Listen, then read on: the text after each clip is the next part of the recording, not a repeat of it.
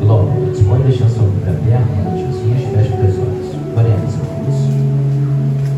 Altíssimo Deus e eterno Pai, grandioso e poderoso, nessa noite de quarta-feira, culto da palavra, louvamos e exaltamos o teu santo nome e te agradecemos por tudo que o Senhor tem feito e por tudo que o Senhor tem operado.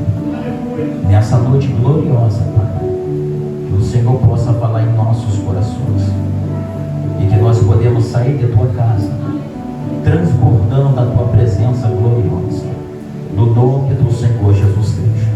Assim nós te louvamos e te agradecemos no nome de Jesus, e a igreja diz: amém. Pode tomar teu assento em nome de Jesus.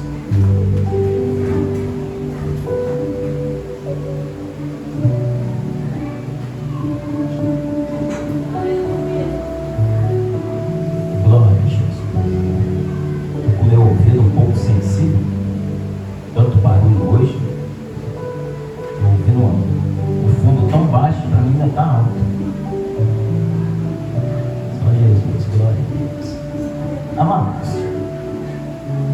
estamos diante de um texto bíblico que me chamou muita atenção por essa semana. E eu falando com Deus, eu iria ministrar essa palavra dentro da casa do nosso Deus, para os corações de todos aqueles que estão presentes, pronto a ouvir a voz do nosso Deus. Amados, é interessante que no capítulo 6 de Gênesis, capítulo 7, capítulo 8, vai falar do juízo de Deus, ao qual o Senhor, Ele determina sobre a terra e todos os seres viventes que habitam na terra. Então Ele vai decretar o seu juízo através de um dilúvio. Só que a Bíblia fala de dois dilúvios. Um está em Gênesis capítulo 1, versículo 1, que está escrito: no princípio fez o Senhor o céu e a terra, e o Espírito de Deus pairava sobre a face das águas. Esse é o primeiro dilúvio que aconteceu na terra. Esse dilúvio acontece quando o anjo querubim de Deus, ao qual é titulado por nome Lúcifer, ele é expulso do reino do céu e ele cai justamente na terra. E quando ele cai na terra, ele cai justamente no mar. E houve-se o primeiro dilúvio na face da terra. Esse foi o primeiro dilúvio que aconteceu na face da terra, aonde alguns cientistas vão dizer que há muitos anos atrás caiu um Big Bang na terra e acabou e matou todos os dinossauros que viviam na face da terra. Não foi nada de Big Bang. Quem caiu na terra foi Lúcifer, o anjo ungido do Senhor, e acabou com toda a terra naquela época. Só que o pastor Edivaldo ele vai falar desse primeiro dilúvio. O pastor Edivaldo vai falar do segundo dilúvio, ao qual o Senhor determinou sobre a face da terra, que está em Gênesis capítulo 6, capítulo 7 e capítulo 8. Os pontos tão fortes e interessantes que Deus me chamou a atenção para poder estar aplicando a todos que aqui se encontram presentes nessa noite gloriosa e poderosa. Amados, no capítulo 6 de Gênesis, os filhos de Deus vai se corromper com as filhas dos homens na face da terra. Eu expliquei uma vez e volto a explicar que os filhos de Deus são a descendência de Adão com Eva. Que Adão e Eva não teve somente Caim e Abel como filho. Depois do acontecimento que Caim mata Abel, o Senhor permite que eles tenham mais filhos, e eles vão gerar um filho com o nome Sete. E Sete ele vai andar com o Senhor, temente ao Senhor. com a vida de integridade ao Senhor. E vai ser chamada a sua geração de filho de Deus. Só que você passa um período, e os filhos de Deus, da descendência de Sete, vai se corromper com as filhas dos homens, que é da descendência de Caim. Então, quando Deus ele olha para a terra, ele olha e fala assim: me arrependo de ter feito o homem. E Deus ele vai aniquilar da face da terra todos os homens. Só que Deus ele olha para a terra e vê um homem justo e íntegro que está querendo se relacionar com Deus. Então, amados, Noé ele acha graça diante dos olhares de Deus. Ou seja, melhor, a graça de Deus acha Noé na face da terra. A graça que é um favor imerecido, aquilo que eu não mereço, Deus me concede, porque é da vontade dele. Então Deus acha graça em Noé, e Noé agora faz tudo aquilo que agrada ao Senhor, ao ponto de Deus falar para Noé que ele iria destruir toda a terra, mas porém ele iria poupar a vida de Noé, de sua esposa, dos seus 3 filhos e de suas 3 noras. Só que para Deus poupar a vida de Noé, Deus manda Noé construir uma arca. Diz comigo, arca. Mais forte, arca. E no versículo de número 14, pastora Juliana e pastor Nilson, que aqui se encontram, me chama muito a atenção esse versículo, porque Deus ele vai se comunicar com Noé e vai dizer no versículo de número 14: fazer para ti uma arca de madeira desse preste. Olha que interessante. Deus poderia falar muito bem com Noé: faça uma arca para mim. Só que Deus não fala: faça uma arca para mim. Faça uma arca para ti.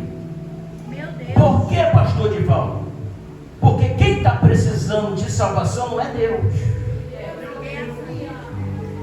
Quem precisa ser salvo é Noé. É por isso que o Senhor fala para Noé: faça uma arca para ti. Ou seja, nós devemos construir a nossa arca para que nós podemos adquirir a salvação da parte de Deus. Aleluia! Porque existem pessoas que pensam que só em levantar a mão e aceitar Jesus como Salvador de sua vida já está salvo. Não está salvo, não. É preciso construir uma caminhada com Deus. E a caminhada com Cristo é dia após dia.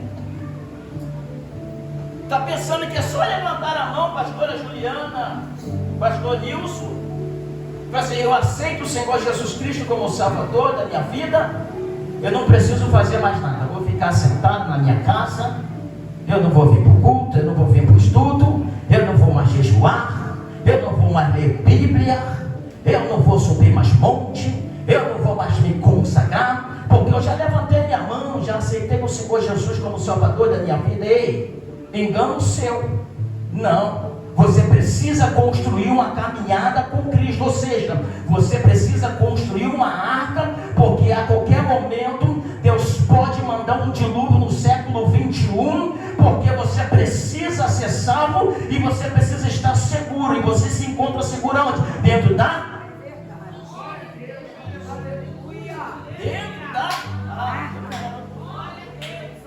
Glória a Jesus. Então Deus manda Noé construir uma arca para que ele possa ser salvo, a sua esposa ser salva, os seus 3 filhos ser salvos e as suas 3 noras ser salvas. Porém, Noé, eu vou mandar uns animais para você. Na minha conjectura, diaconisa Jane, imagine Noé pensando: que animal é esse? Aí Deus: eu vou mandar a serpente. Solta veneno, mas vai ter que viver com você dentro da arca. Eu imagino Noé pensando, Tiago e Rafael: Deus deve mandar o leão tão feroz, ninguém consegue dominar o leão, mas Deus falando: é esse aí que você precisa viver e aprender dentro da arca. Noé pensando: Deus vai mandar um jumento que é tão ignorante. Aí Deus: mas é esse mesmo que vai estar dentro da arca e você vai ter que aprender a viver com ele dentro da arca. Por que, Deus? Porque de repente ele dentro da arca ele pode ter uma mudança de pensamento. A serpente pode mudar os seus pensamentos. O leão pode mudar os seus pensamentos. A jumenta pode mudar os seus pensamentos. Deixa todos eles dentro da arca, porque tem um propósito. Porque se fosse depender de Noé, Noé ia escolher a dedo. Vai entrar esse. Mas quem escolheu foi Deus. Aleluia. Amado, nós temos o costume de falar assim: vou fazer a obra para Deus. Eu vou dizimar para Deus. Eu vou ofertar a casa do Senhor para Deus.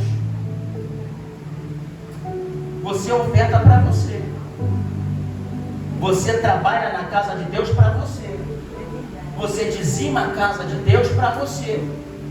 Porque se você não for fiel com o Senhor, se você não dizimar para você, o devorador não entra lá no reino do céu, não. O devorador vai entrar na sua casa, o gafanhoto vai entrar na sua casa, o migrador vai entrar dentro da sua casa. Então você dizima para você, para que Deus possa fechar. Você trabalha na casa do Senhor, não é para Deus, não é para você. Porque você tem uma convicção de salvo, e quem tem convicção de salvo faz a obra de salvo. Aleluia. Então imagine só Noé dentro da arca, que todos os animais lá, pastor Juliano. E Deus manda 7 casais puros, e um casal impuro. E é interessante saber o que de cada 7 pessoas tem um impuro. Tem um que não é ainda convertido. E é interessante, Diácono Rafael,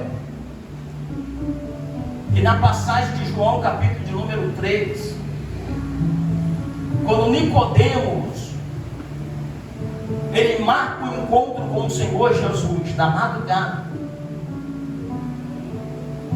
ele vai indagar Jesus determinados assuntos, vai perguntar a Jesus determinados assuntos.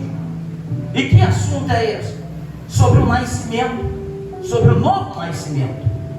Jesus diz: de verdade te digo, Nicodemo, se não nascer de novo, não verá o reino do céu. Nicodemo: como pode isso? O homem já ser velho e voltar novamente ao ventre da sua mãe e nascer de novo? Amados, eu olhava para esse texto e eu interpretava ele de forma totalmente diferente em relação ao nascimento.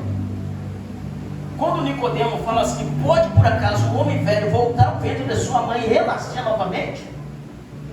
Sabe o que Nicodemo está dizendo para o Senhor? Como pode uma pessoa já depois que passa da sua inocência, da sua criancice para a fase adulta, essa pessoa já viveu tudo, essa pessoa tem um coração endurecido, essa pessoa tem um coração cheio de ódio, essa pessoa já fez toda coisa ruim, como pode ela agora voltar à inocência? É isso que ele está perguntando. Eu vou simplificar para você. Ele está falando assim: como pode? A pessoa matou, roubou, destruiu, mas agora ele vai voltar à inocência novamente? Como pode isso? É isso que ele está perguntando. Como pode a pessoa velha voltar novamente ao ventre da sua mãe e nascer novamente? Diga, olha para ele, Nicodemos, aquele que não nascer da água e do Espírito, ai, irmão, Jesus na presença dele. É por isso que tem muitas pessoas que não conseguem compreender, e os fariseus não conseguiam compreender. Como pode Diácono Rafael, uma pessoa que era viciada em droga, viciada em prostituição, uma pessoa que já matou, tirou a vida de outras pessoas, aí vai para a igreja diante de Cristo, aceita Jesus como seu Salvador, vai para o batismo das águas, morre no batismo das águas e nasce uma nova criatura em Cristo Jesus, e ele volta a ser como uma inocente. Isso para os fariseus e os escribas daquela época não conseguia compreender. Que uma pessoa era tão ruim, tão maldosa, só que agora ela se tornou uma pessoa inocente. Diga para o teu irmão, isso é a obra de Deus. Isso é a obra de Deus.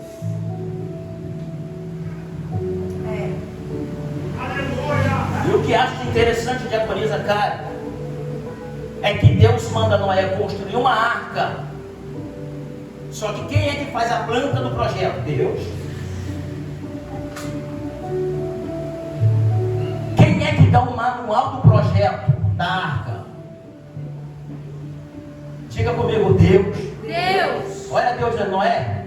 Tudo que você precisar está no manual. Meu Deus. Aleluia. Meu Deus. Aleluia. Adulterar é pecado? É pecado? Está no manual. Fornicar é pecado? Está no manual. Furtar é pecado? Está no manual. Noé, tudo que você precisar está no... dá uma glória a Deus aí, senão vai pensar que é com você. Glória a Deus, aleluia.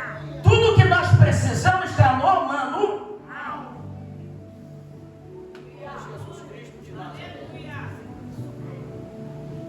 Você precisa construir a tua arca, mas tudo que você precisa, Deus deixou aqui no manual de instrução.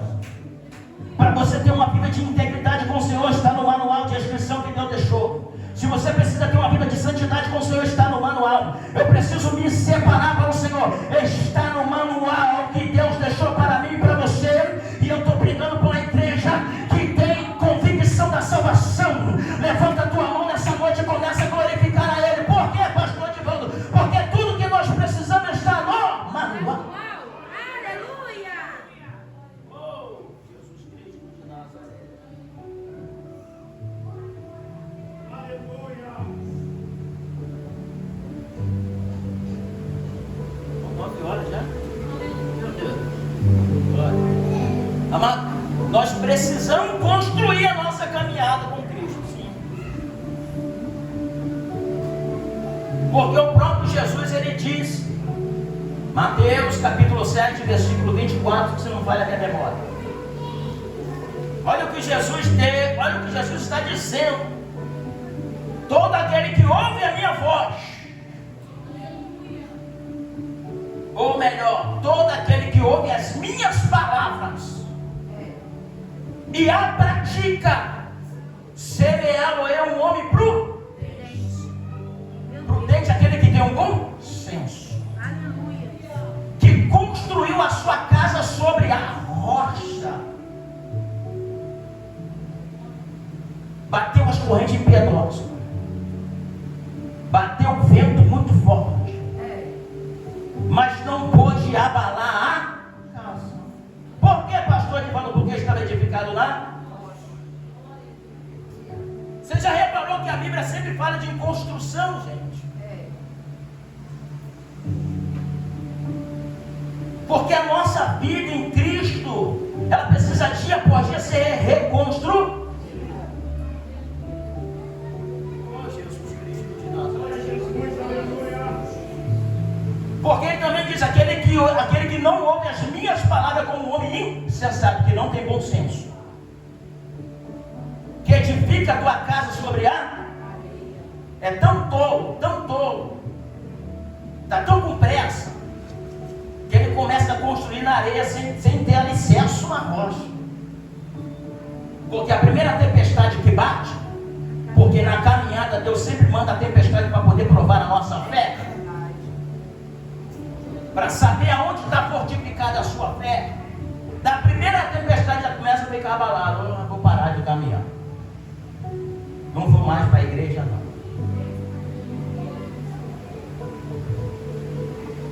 É Deus provando a sua fé para saber onde você está edificado, onde você está construindo a sua. Eu vou correr aqui. Noé entra na arca. Os animais que o Senhor manda também entram na arca. Deus vai lá e sela a porta.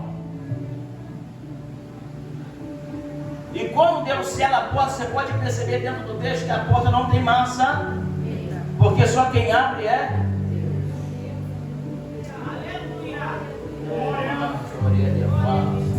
não tem maçaneta, não tem chave. Creio eu que era sensor de voz. Deus fala, abre a porta, Deus fala, fecha a porta, fecha. Porque só abre com a permissão de.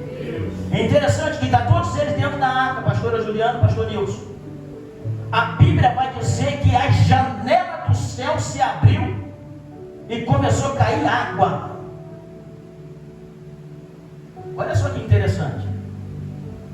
Uma janela que está aqui, em Gênesis capítulo 7, abre-se no céu e derrama água, significando o juízo de Deus sobre as nações, toda a terra.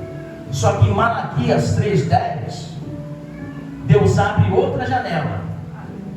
Só que nessa janela Deus fala, derramarei chuva de bênção sobre eles. Você reparou que é Deus que determina o que nós merecemos receber? Se nós estamos na desobediência, Ele juízo, abre a janela e juízo. Se nós estamos na obediência com o Senhor, Ele abre a janela e derrama a chuva de bênção. É Ele que determina. Está andando conforme Ele quer, Ele abre a janela do céu e derrama a bênção sobre a sua vida. Quem acredita, que dá glória a Deus. Glória a Deus, aleluia. Vou finalizar.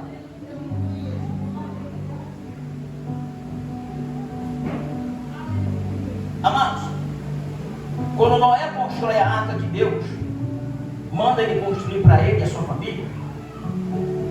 Deus manda fazer separações de compartimento.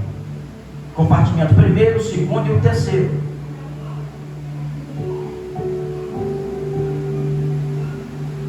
Separando o nível. Aí dentro da igreja tem separação de nível. Tem pessoas que estão com o nível espiritual lá em cima, ó. E tem pessoas que estão com o nível espiritual lá. Só quem está com o nível espiritual lá em cima, vamos dar um glória a Deus aí para quem está com o nível lá embaixo poder subir também. Dá um glória a Deus aí nessa noite. Para ver se iguala o nível. É. Porque nós queremos todo mundo no mesmo nível, né? No terceiro, glória a Jesus Cristo de Nazaré. Eles estão dentro, o dilúvio já estão 150 dias dentro da arca. Passa-se de mais 40 dias, Noé vai abrir uma janela que Deus mandou ele fazer. Quando ele abre a janela, o texto bíblico vai dizer, no capítulo 8, versículo 7, que Noé ele vai soltar um corvo. Diga comigo, corvo. Soltou um corvo que saiu indo e voltando. Olha que interessante. Noé solta um corvo e a Bíblia vai dizer que ele ia e voltava. Ele ia para onde? Porque a Bíblia vai dizer que ele ia e voltava. Isso chama atenção, amado. Porque o corvo é um pássaro de rapina que come carne podre. Se Deus mandou um juízo sobre a terra, O que estava boiando sobre as águas era corpo de humanos e corpo de animal. Então, quando o corvo ele ia e voltava, ele ia na carniça, comia carne e voltava e repousava na arca. Diga para o teu irmão, tu é corvo ou é pomba? Meu Deus. Aleluia. Você reparou que o corvo estava dentro da arca? E quando ele estava dentro da arca, ele se enquadrava a todos que estavam dentro.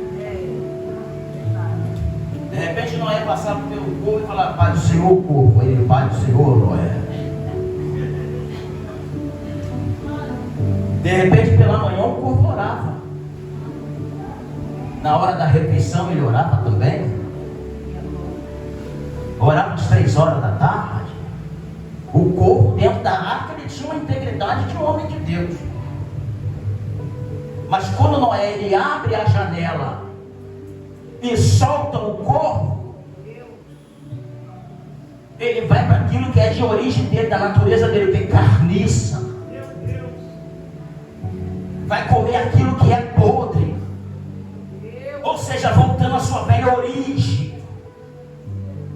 Só queria comer a carne podre e voltava para a arca, porque sabia que na arca ele encontrava conforto.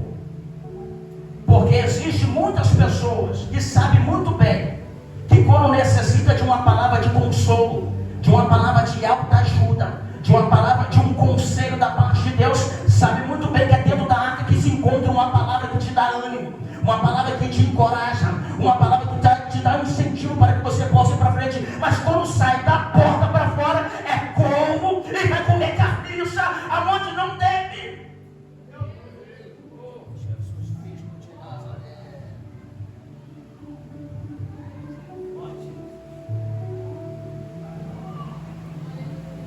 E a gente conhece o corvo quando ele volta para a arca, porque ele comeu tanto lá fora, tudo aquilo que não presta ele comeu. Aí quando ele entra dentro da arca, ele fica com aquela cara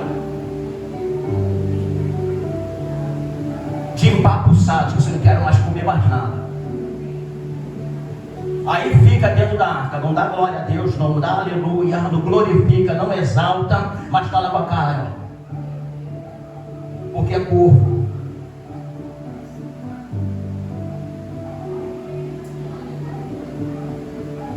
Só que a Bíblia fala assim: passa 7 dias. Noé agora solta uma pomba.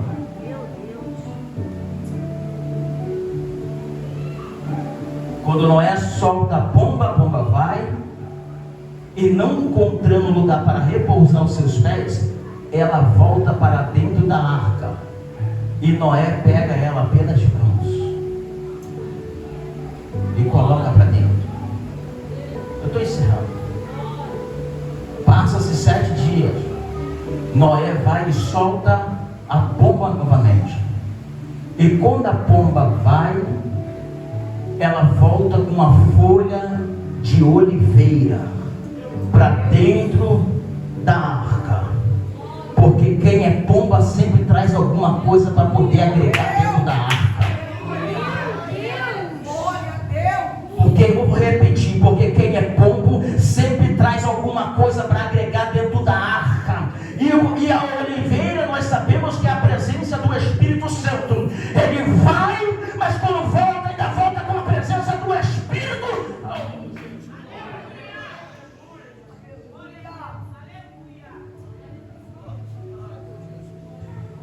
Diga para o teu irmão: tu é corvo ou é pomba? Se você é pomba, então dá um glória a Deus aí nessa noite, em nome de Jesus.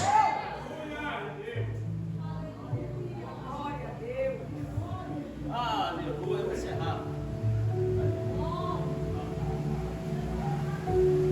Amados, passa-se mais 7 dias. Noé pega a pomba novamente e solta ela novamente. Só que dessa vez ela vai e não volta. Por que, pastor Divaldo? Porque a arca de Noé parou no monte Ararat, ao qual o seu nome significa lugar santo. A pomba não volta mais porque encontrou o lugar da santidade. Oh Jesus! E quem encontra o lugar santo, ele não quer sair do santo do santo. Por que, pastor Divaldo? Porque encontrou um lugar de repouso, encontrou um lugar de descanso, encontrou um lugar da presença do grandioso Deus. Ele encontrou a presença do Senhor Jesus Cristo e ele se encontra dentro dessa casa. Só quem acredita, levanta a tua mão e adora ele.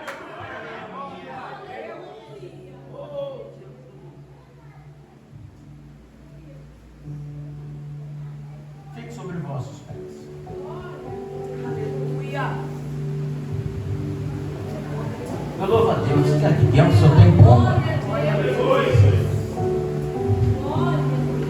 Corpo não entra aqui não. Só pomba. E todos eles com a folha de oliveira.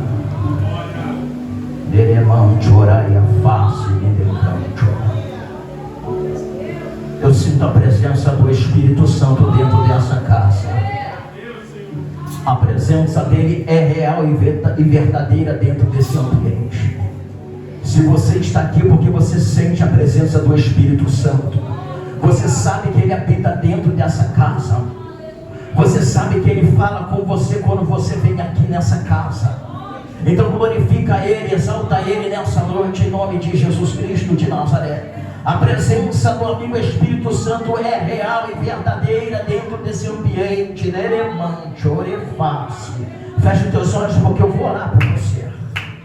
Em nome de Jesus, Altíssimo Deus. O Senhor é grandioso e poderoso. Nós louvamos e exaltamos teu santo nome, ó Pai. Eu quero entregar a vida, meu Pai, de todos que se encontra dentro de tua casa, porque foi o Senhor que trouxe para cá. Que o Senhor possa ir adiante de cada um deles, meu Pai. Que o Senhor possa ir adiante de cada escolhido, Pai, que se encontra dentro desse ambiente favorável para a adoração do teu santo nome. E que o Senhor possa transformar a vida, meu Pai, nesse lugar. Que o Senhor possa derramar o teu Espírito, meu Pai, sobre vidas que se encontram